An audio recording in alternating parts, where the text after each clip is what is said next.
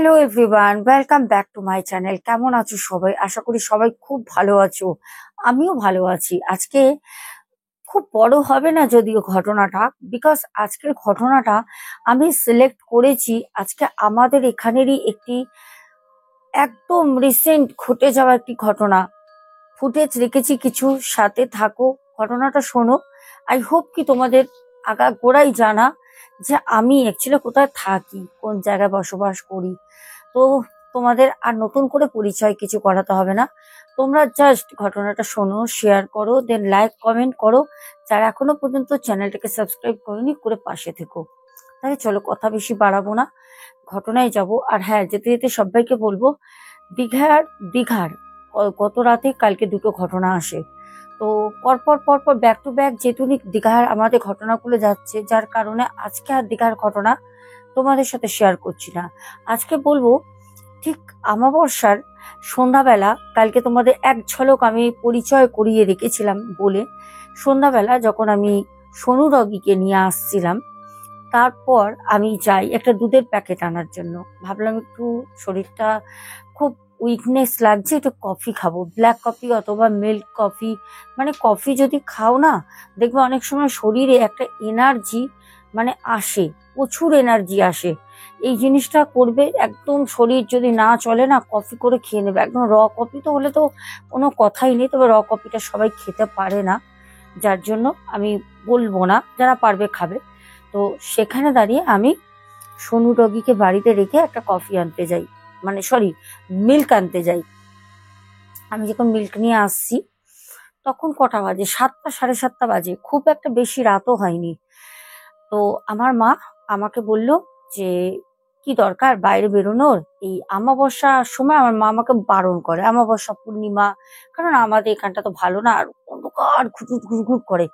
যতই আলোর ব্যবস্থা করো, বর্ষার সময় আর শীতের সময় দেখবে এত একটা অন্ধকার, একটা স্যাঁতে একটা ভাব হয়ে থাকে, তুমি যতই লাইট লাগাও। তো মা আমাকে বলতে, আমি মাকে বললাম না, একটু কফি খাবো, একটা দুধের প্যাকেট আনতে যাচ্ছি, কিছু হবে না, নিয়ে চলে আসবো। আমার তো সত্যি কথা বলতে তোমরা জানো বিশাল সাহস, আর প্রিন্সটা হয়েছেও ঠিক আমার মতো, একদম কথা শুনবে না, ও ওরকম সাহসী। তা আমি যাই, নিয়ে আসছি যখন, হঠাৎ করে আমি তোমাদের ফুটেজ দেখাবো, চিন্তা নেই, সব ফুটেজ দেখাবো। হঠাৎ করে এই জায়গাটা, এই জায়গাটা তোমরা একটু দেখে আসো, যাও, তারপর আমি তোমাদেরকে নেক্সট বলছি। হচ্ছে সেই জায়গা।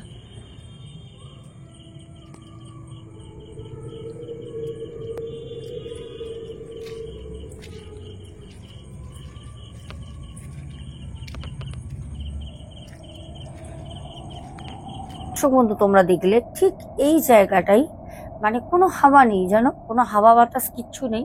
ওখানটা না আস্তে আস্তে আস্তে আস্তে দুলছে। আর এরকম ভাবে দুলছে, ধরো কোনো একটা কাঠবিড়ালি বা কোনো পাখি টাকি থাকলে সেরকম কিন্তু মানে ওই দোলাটা কিন্তু গাছের আলাদা, ওটা ঝটপট ঝটপট করে নড়বে। আর এইটা ঠিক কিরকম বলতো, মনে হচ্ছে একটা হালকা হালকা হাওয়া এসে ওই গাছের মধ্যে লাগছে, একটা ঝাঁকড়া হয়ে গেছে তো, জঙ্গলে ভরে গেছে। তো ওখানে না ওই হাওয়াটা এসে মনে হচ্ছে যেন হুড়ুর করে হাওয়াটা ওখান থেকেই চলছে, ঠিক আছে, হাওয়াটা ওখানেই ঘুরছে।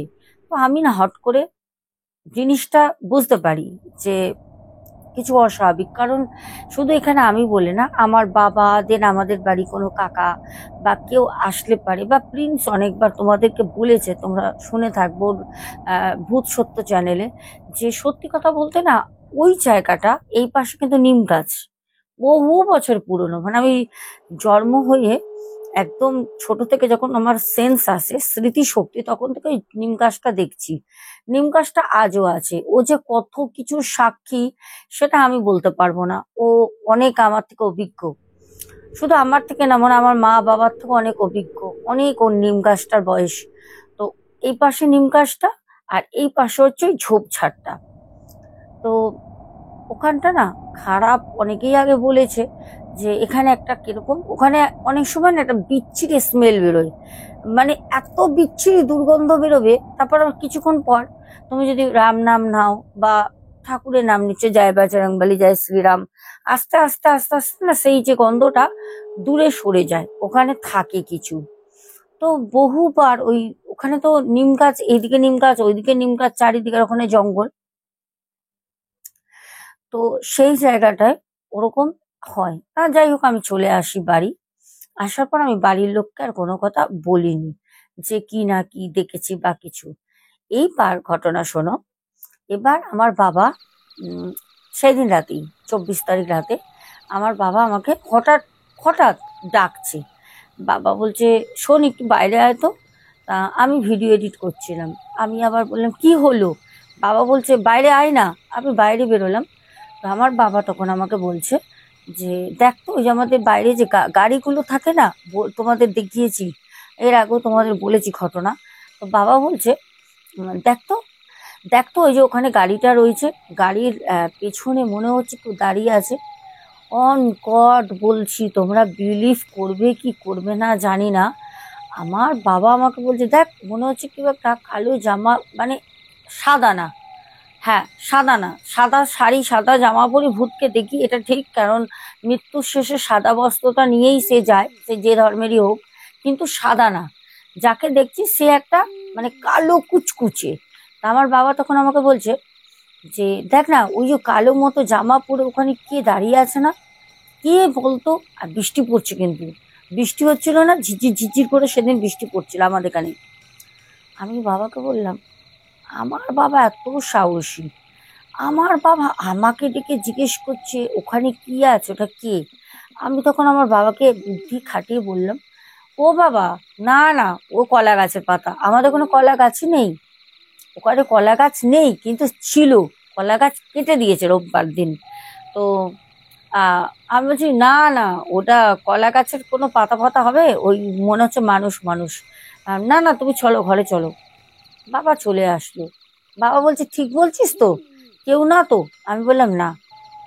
এইবার আমি তো অ্যাকচুয়ালি জানি না বাবা কেন জিজ্ঞেস করেছে, কিসের জন্য জিজ্ঞেস করেছে। এইবার সেদিনকেই আমি ভিডিওর কাজ টাজ করে প্রায় তখন 11টা রাত্রে বাজবে বাজবে, আমি মায়ের ঘরে গেলাম। ভালো লাগছে না, গিয়ে বসেছি। মা আমাকে বলছে, কি রে, ভিডিওর কাজ কমপ্লিট? আমি বললাম, হ্যাঁ, ভিডিও আমি পাবলিক করে আসলাম। তো তখন আমাকে আমার বাবা বলছে, জানিস আজকে একটা জিনিস হয়েছে। আমি বললাম, কি? বাবা বলছে, আমাদের যে বাইরে গাড়িগুলো থাকে, যখন ওখান থেকে আমি আসছি, আমি দেখলাম, মানে আমার হাজবেন্ডের কথা বলছে, তোমাদের দাদা ভাই বলছে, আমি দেখলাম যেন ওর মতো কেউ গেল। আমি তখন বললাম, না না, ও তো বাইরে বেরোয়নি, তো বাড়িতেই আছে। বলছে, না আমি দেখলাম। আমার বাবা পুরো দেখেছে। আমার বাবা ওখানে একটা সাইডে ওই গাড়ি ঠাড়িগুলো থাকে পেছন দিকে, বাবা দাঁড়িয়ে ওখানে বাথরুম করছিল। বাবা বলছে, আমি ওখানে হাঁটছিলাম, হাঁটতে হাঁটতে ভাবলাম বাড়ি যাচ্ছি, বাথরুম করে চলে যাই। বাবা ওইদিকে ছিল, রাস্তার ওইদিকে কথা কথা বলে বাবা যখন ওখানে বাথরুম করে, বাবা তখন, এবার কি মানুষ একটা যদি এরকম করে দাঁড়িয়ে থাকে, ধরো তুমি এরকম করে দাঁড়িয়ে রয়েছো, তোমার এই সাইড দিয়ে যদি কেউ চলে যায়, তুমি পরিষ্কার না দেখতে পারলেও তোমার এই যে চোখের সাইডের একদম যে মনিটা আছে, তুমি এইটা দিয়ে বুঝতে পারবে, অনুমান করতে পারবে যে আরে মা, মা যাচ্ছে, বা আরে বাবা চলে গেল। এটা তো আমাদের করা যায়, এটা আমরা সবাই করি। এখন যে আমি তোমাদের সাথে এরকম সোজা বসে কথা বলছি, আমার এই সাইডে এই সাইডে কি চলছে কি হচ্ছে, আমি কিন্তু ভালো করে এইদিকে তাকিয়ে থাকলো তোমাদের দিকে, আমি কিন্তু সুন্দরভাবে বুঝতে পারছি। এটাই স্বাভাবিক। আমার বাবা দেখে পুরো তোমাদের দাদা ভাইয়ের মতো একজনকেও বাবার পেছন দিয়ে চলে গেছে। বাবা আবার তাড়াতাড়ি করে বাথরুম টাথরুম করে বাবা বেরিয়ে এসে, বাবা দেখছে কি হলো, কোথায় গেল। বাবা এসে সাথে সাথে আমাকে আর প্রিন্সকে বলে যে, তো বাবা কোথায় রে? তো প্রিন্স বললো, বাবা তো ঘরে টিভি দেখছে। বলছে, টিভি দেখছে, বেরিয়েছিল? আমার বাবা জিজ্ঞেস করে। তখন প্রিন্স বলছে, না, বাবা তো বেরোয়নি। আমি তখন বললাম, কেন?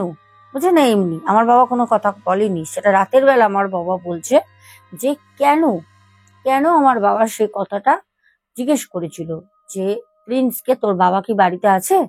অ্যাকচুয়ালি আমার বাবা দেখে পেছন দিয়ে কোনো কিছু যাচ্ছে, আর সেইটা পুরো প্রিন্সের বাবার মতো, সেম টু সেম।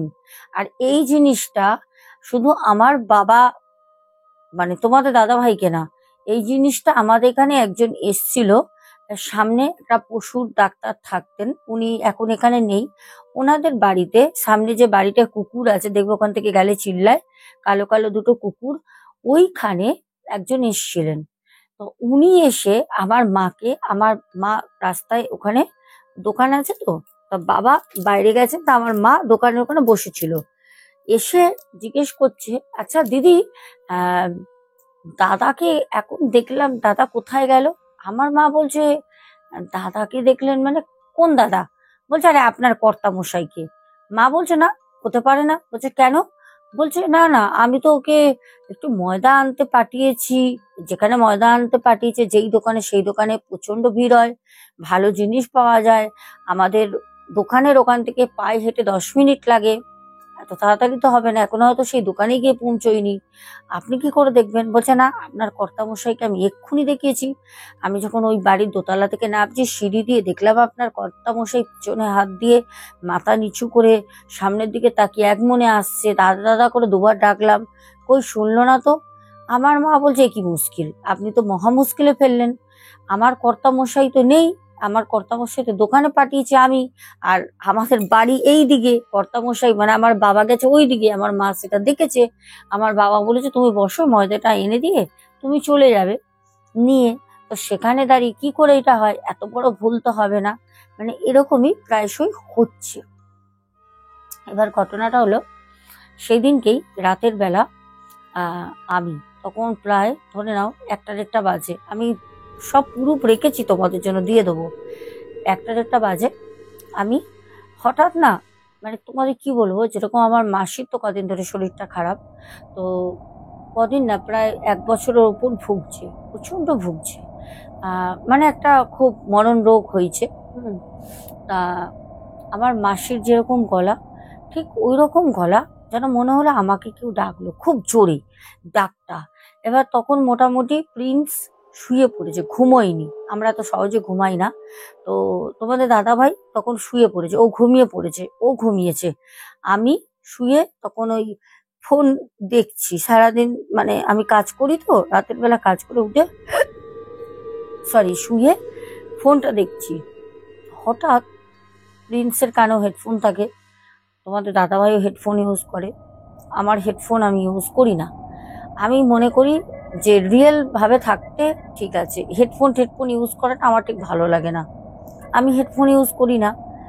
বিশ্বাস করবে না, আমি শুনলাম আমার নাম করে খুব জোরে ডাকে, মনে হলো গেটের সামনে দিয়ে কেউ ডাকলো। আমি না সাথে সাথে উঠলাম, সাথে সাথে উঠলাম, উঠে আমি না বাইরে গেছি, আমি বাইরে গেছি। তো আমাকে প্রিন্স বলছে, মা কোথায় যাচ্ছ? আমি বললাম, দাঁড়া না দেখি। আর জানে আমাদের তো কোনো ব্যাপার না, আমাদের সাহস প্রচুর, কারণ ছোট থেকে থেকে থেকে সবকিছু সয়ে গেছে। বেরিয়ে আমি, সত্যি কথা বিশ্বাস করবো না, বাইরে না ওয়েদারটা একটা ঠান্ডা চাপা। হ্যাঁ, রাতের বেলা ঠান্ডা ওয়েদার থাকে, মিথ্যে কথা বলবো না, যেটা সত্যি সেটা সত্যি। গাছপালা এদিকে প্রচন্ড রাতের বেলা ঠান্ডা থাকে গাছপালার জন্য, ফাঁকা জায়গা। কিন্তু বিশ্বাস করবে না, ওই যে ঠান্ডাটা একটা অন্যরকম ফিল করছি।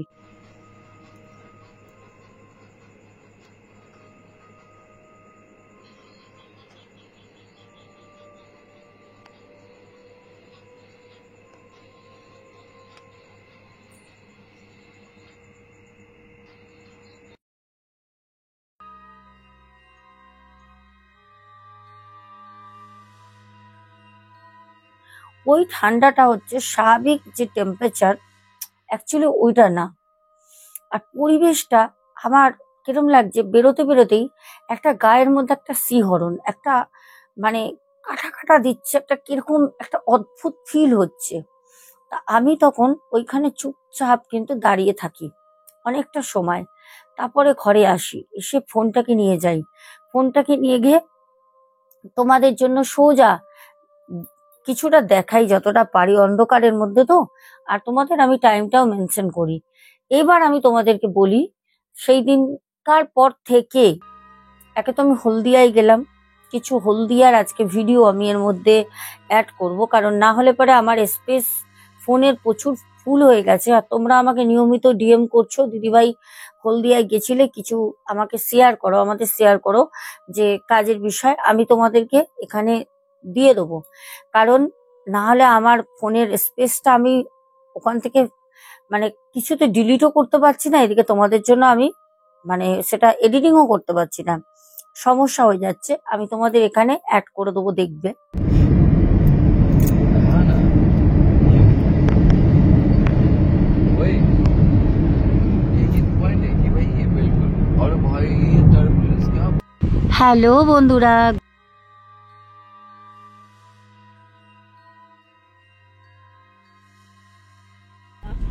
চলে এসেছি বাড়ি। ও কোকো কোথায়? কোকো চিল্লাচ্ছে।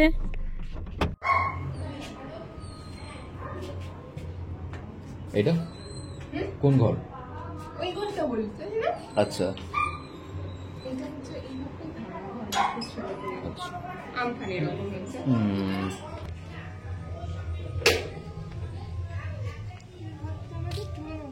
আচ্ছা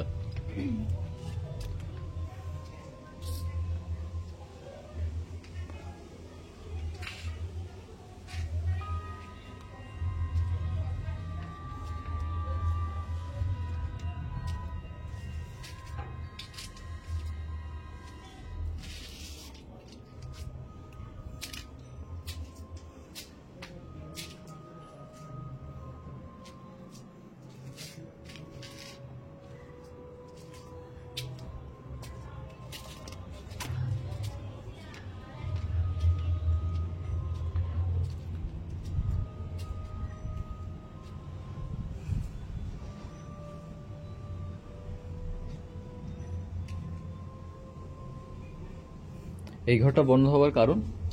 আমফান আমফান। আসলে কি হয়েছিল, এই আচ্ছা। ঘরটাতে না হুম। আগে টালি ছিল। আচ্ছা তো আমাদের এই ঘরটাতে তার আগে ভাড়া হুম। ছিল। আচ্ছা। আর ওই যে পাশের ঘরটা, হুম। ওইটা হচ্ছে আমার ঠাম্মির ঘর ছিল। আচ্ছা ঠাম্মি এখানেই থাকতো বেসিক্যালি। আচ্ছা। আর মাঝে মধ্যে আমাদের ওখানে ছুটে যেত। আচ্ছা এবার আমফানটা হওয়ার আগে ভাড়া হুম। দিলে চলে যায়, আর আমাদের আচ্ছা। তো এখানে এরকম জঙ্গল। হুম হুম তো হুম আমাদের এই টালির ওপরে একটা মাঠ গুদাম মতো করা থাকতো, ওখানে ওই ধান চাষের টাইম, এটা অনেক পুরোনো ব্যাপার কিন্তু। আচ্ছা হুম। আচ্ছা রান্নাঘর ছিল। তো ওই টাইমে কি হতো, ওই বর্ষাকাল এলে পরে হুম। উপর থেকে সাপের বাচ্চা পড়েছে, আচ্ছা আবার সেটা একটা কেউটে সাপের। ওরে বাবারে।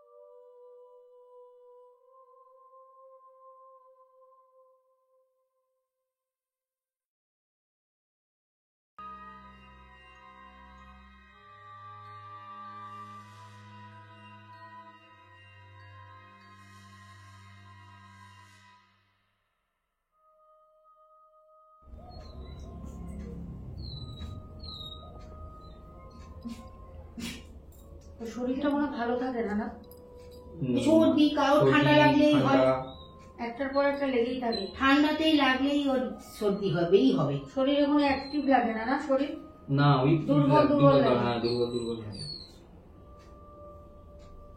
মনে ইচ্ছা লাগে অনেক কিছু করার, কিন্তু করতে ইচ্ছা, শরীর দেয় না সাথ। তারপরে তো মানে একটা জায়গায় চাকরি টাকরি কিছু নেই, তো ওই জন্য আরো বেশি ওর মন টন খারাপ হয়ে যাচ্ছে। ওই মাথায় কি দেবে এই না দিচ্ছি। ওই ওর মাথায় দিবি। এবার আমরা কাজে বসি।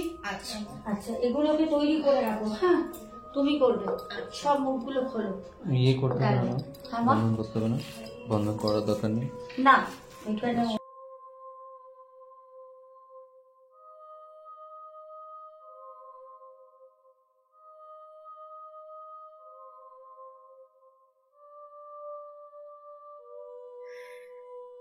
এবার তোমরা পুরো জিনিসটা দেখলে তো।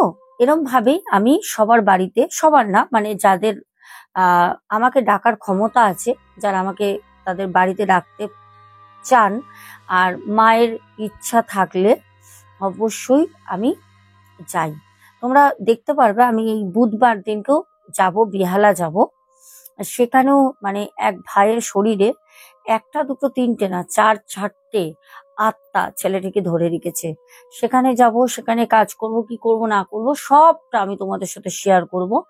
আর এবার বিষয়টা বলি, হ্যাঁ যেটা বলছিলাম, দেখো বলতে বলতে কথা কথা ভুলে গেছি। সেটা হচ্ছে এই যে আমাদের এখানে হঠাৎ করে আবার শুরু হয়েছে আমাবস্যা পূর্ণিমা আগে, পূর্ণিমা অমাবস্যা আগের দিন, আমাবস্যা পূর্ণিমা যোগে এগুলো আমাদের এখানে চলে। এটা নতুনত্ব কিছু না, পুরনো জিনিস, এটা চলে।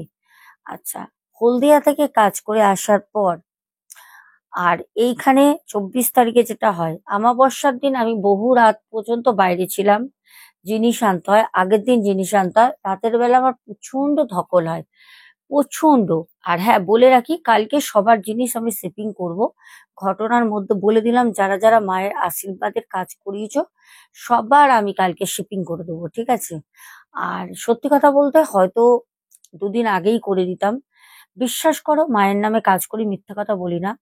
শরীর আমার এতটাই খারাপ, আমি তোমাদেরকে কোনোভাবে বোঝাতে পারবো না। অনেকেই আমাকে ডিএম করছে হোয়াটসঅ্যাপে যে দিদি ভাই কি হলো, তুমি কোনো কথা কেন বলছো না, বনু তুমি কেন কথা বলছো না? সত্যি কথা বলতে, তোমরা কেন, বলাটা ভুল হবে তোমরা বলে, আমার বাড়ির লোকও কেউ বুঝতে পারে না অ্যাকচুয়ালি আমার কি প্রবলেম হচ্ছে। কারণ আমাকে দেখে ডক্টর পর্যন্ত বুঝতে পারে না পেশেন্টকে। হুম। তো বাড়ির লোক কি বুঝবে, ডক্টরের আইডিয়া নেই।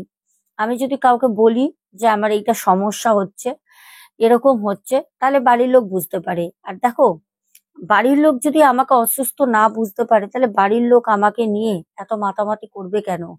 আমার বাড়ির লোকের কোনো হেলদোল নেই, কারণ তারা বুঝতেই পারে না।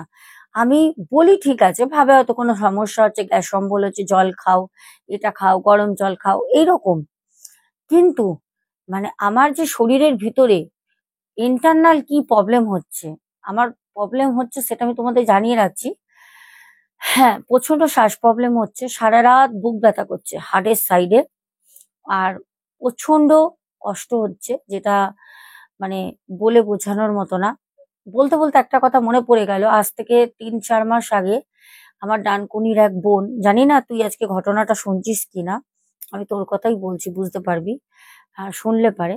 তো ও আমাকে বলেছিল যে দিদি ভাই তুই একটুখানি তোর জন্য ডাক্তার দেখা, তোর কিন্তু হার্টের প্রবলেম হবে। আমি ওকে বলেছিলাম যে না আমার কিছু হবে না ওরকম। ও আমাকে বলেছিল।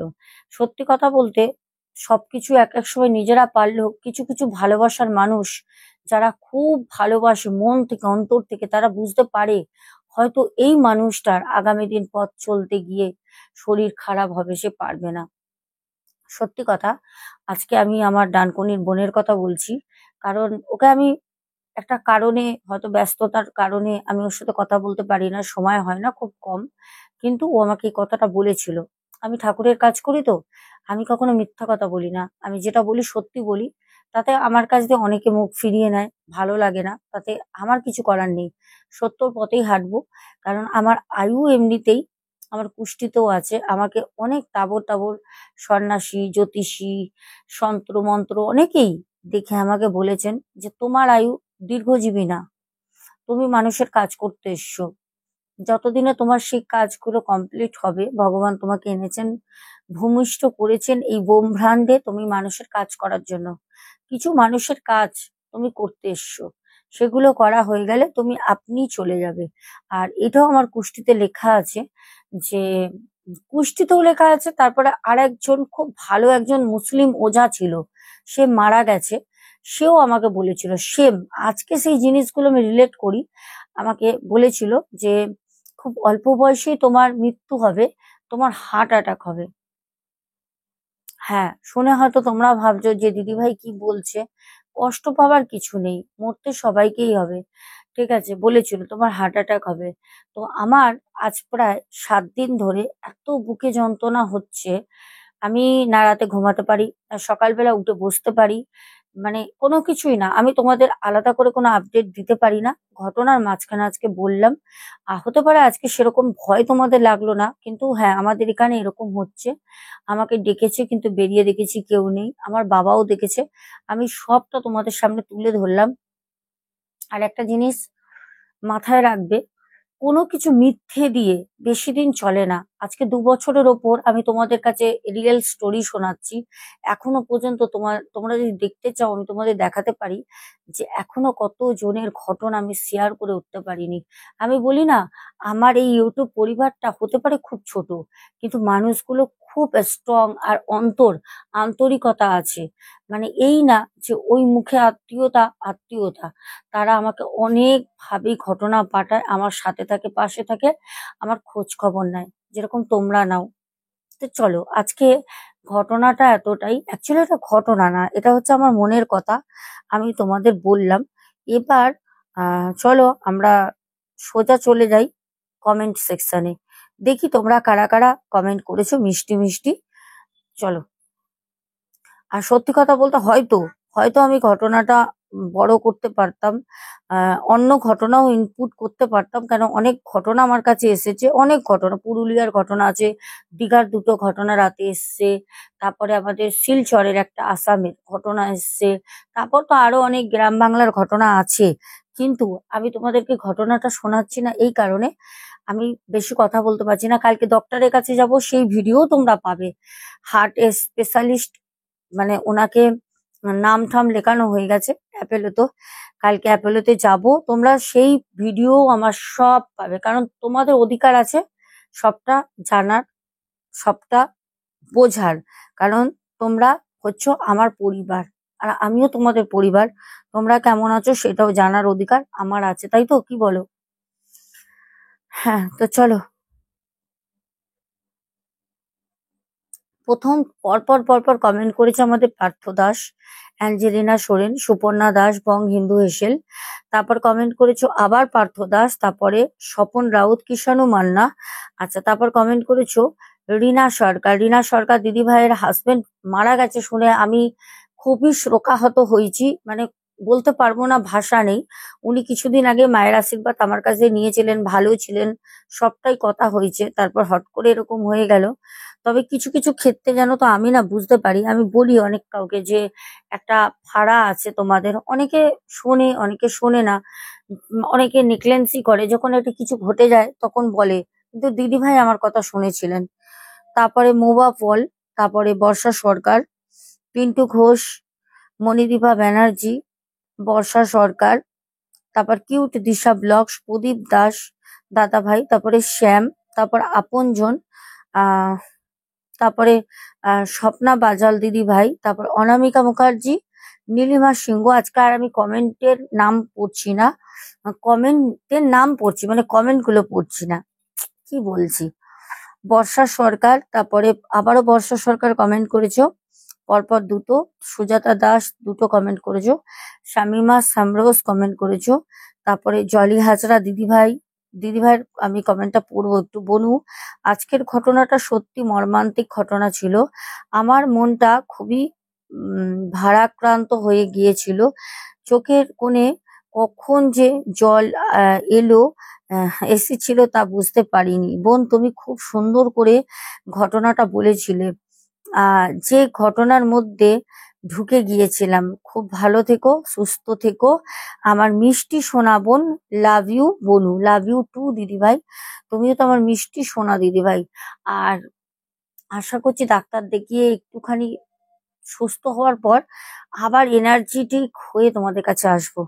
সুমনা ভট্টাচার্য, টুকু সাবারবাল, তারপরে অ্যাকচুয়ালি কি জানো তো, আমি ঘটনা আজকে দিতাম না, আমার বুকটা এতটাই ব্যথা করছে, তাও আমি ভাবলাম না, কষ্ট করে দিই, যদি পাছে খুব শরীর খারাপ হয় বা হসপিটালাইজড হতে হয়, কেন শ্বাস প্রবলেম হলে এরকম হয়, আমি কোনো রিস্ক নেবো না, তাহলে পারে হয়তো ঘটনা দিতে পারবো না ওই সময়, ওর জন্য যতক্ষণ আছি ততক্ষণ দিচ্ছি। ফেয়ারি অদ্রিকা সরকার, তোমাকে খুব সুন্দর লাগছে দিদি ভাই, অনেক ভালোবাসা বোন। তারপর গায়ত্রী মুখোপাধ্যায় দিদিভাই, প্যান্থার গেমিং বয়টি Partha Das, Sandhya Mondal, Nita Basu, Partha Das, king cobra yet, আপনজন। তারপরে কমেন্ট করেছো অরুণ হালদার। দাদাভাই বলেছেন আজকের এই সত্য ঘটনাটা শুনে আমার নিজেরও খুব খারাপ লাগলো। এইরকম ভাবে ছোট্ট মেয়েটার সাথে হবার জন্য খুবই খারাপ লাগলো। সত্যি ঘটনা বলে। হ্যাঁ, অবশ্যই আমি কোনো মিথ্যে বানানো ঘটনা বলি না। তারপরে অরূপ অরূপ ভট্টাচার্য বলেছে তাহলে কি মেয়েটির পুনর্জন্ম হয়েছিল? ইয়েস। জবা দেবী কমেন্ট করেছেন, তারপরে নিবেদিতা কর, তারপর গঙ্গা বৈরাগী, তারপরে কমেন্ট করেছে এখানে